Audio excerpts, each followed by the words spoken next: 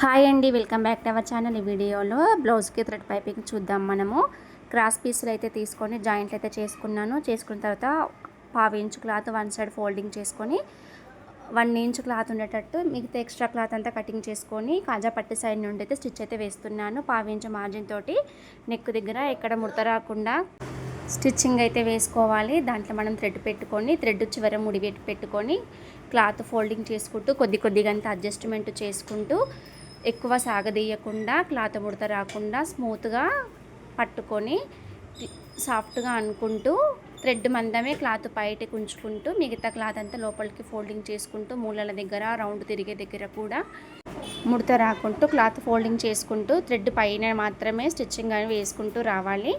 దాని పక్కనే మరి ఇంకో 1/2 ఇంచు మార్జిన్ తోటి ఇంకో స్టిచ్ వేసుకుంటే పైపింగ్ కంప్లీట్ అయిపోతుంది. చివరలు లోపలికి ఫోల్డింగ్ చేసుకుని స్టిచ్ వేసుకోవాలి. నీట్గా అయితే పైపింగ్